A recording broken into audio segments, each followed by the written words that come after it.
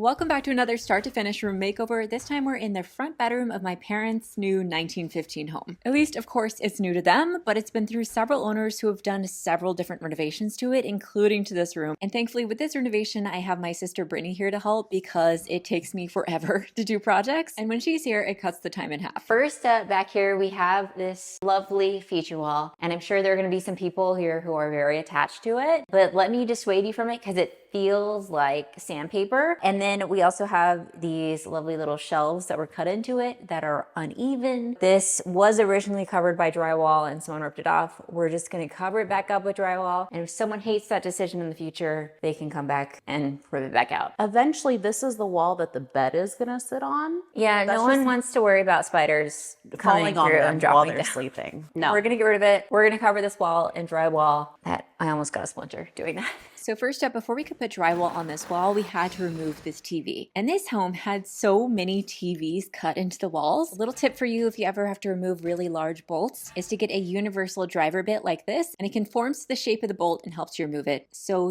handy. It also took us forever to find the right wiring so that we could disconnect it, but we succeeded. Brittany was not thrilled. Then Brittany thought that she could lift several stacks of drywall by herself and quickly realized how heavy they are.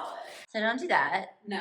And then we started removing all of the trim, and that also includes the crown molding. Then for these shelves cutouts to add a little more soundproofing, because this does connect to the other bedroom in the house, I stuffed it with insulation. Then we got to actually installing the drywall. The first one was the easiest to go up, and then we had to do all the cutouts for different outlets and switches and all that good stuff. And to move those outlets and switches, we also had to turn the power off, which also turned off the lights. But we made it work, and then kept on moving, getting everything installed. I was so happy to have Brittany here to help, because there is no way I could have gotten all these heavy pieces of drywall up into these high spots, especially because I had to use my other hand to screw them in. Then we used a sticky mesh drywall tape on all of the seams and applied joint compound and feathered it out. And then for the adjacent walls that were not going to be covered by the built-ins, we also skim coated these because the texture was so rough and sandpaper-like. And speaking of texture, there's also the popcorn ceiling. I know some people don't mind them, but I really don't like them, especially when they've gotten so dingy and dirty over time like this one has. I had to remove the vent covers, and then I spray painted the air return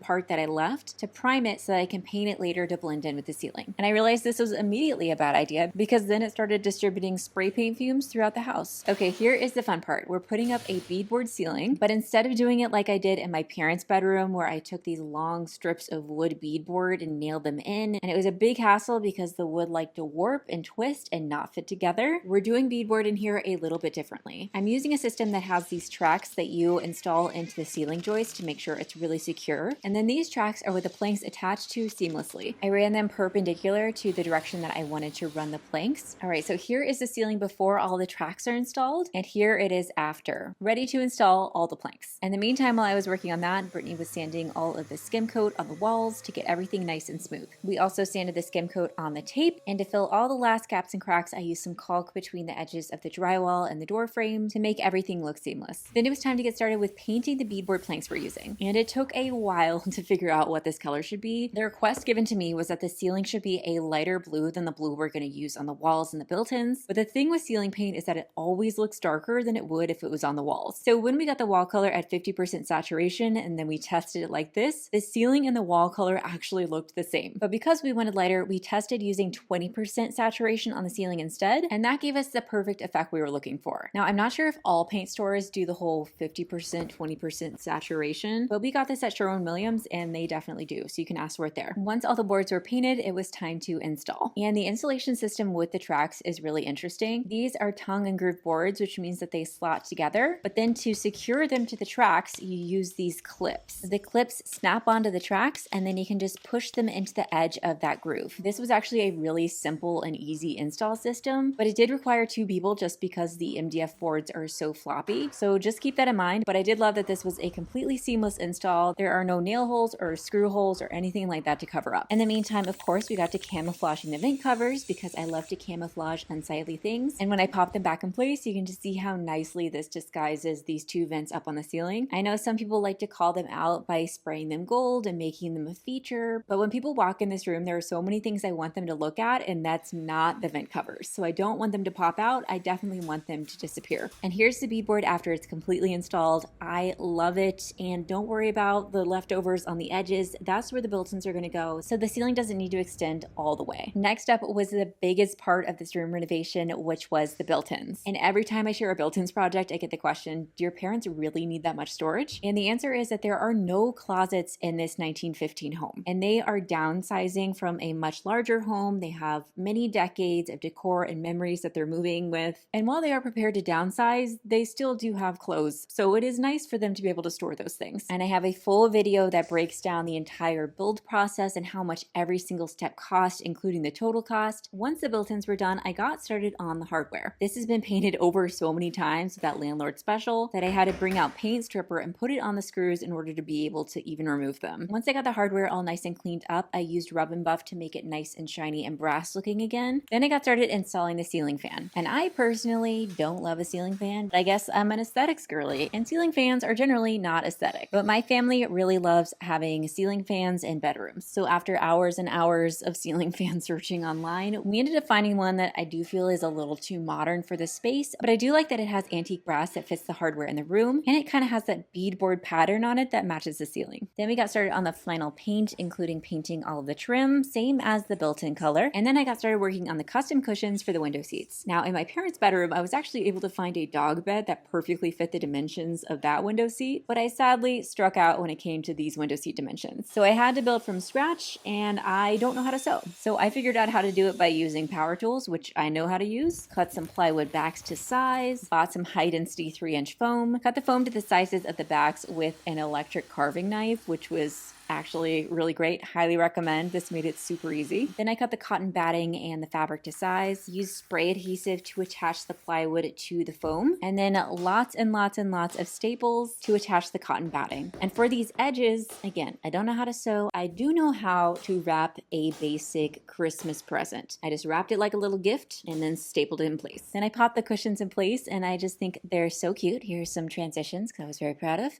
And I think for no-sew cushions, these are pretty good, and for much less than custom cushions would actually cost. Final step in here was painting the walls, and here is a reminder of this room before. We had that really rough, rustic looking accent wall, lots of textured walls, the IKEA wardrobes just sitting in each of these corners, popcorn ceiling, and here is what the room looks like now. So soft and beautiful and calming. Would I have installed a ceiling fan? Would I have painted those blank walls the same color as these built-ins with no added texture or dimension or trim? Would I have chosen blue? The answer is probably not. But even though I wouldn't have made these choices, I do think it turned out really beautifully. So props to my parents. I can't believe you got me to do a room without any kind of green in it. But yeah, it does look pretty. But now that you've seen the whole project, the full renovation, I'd love to know, do you have a favorite detail?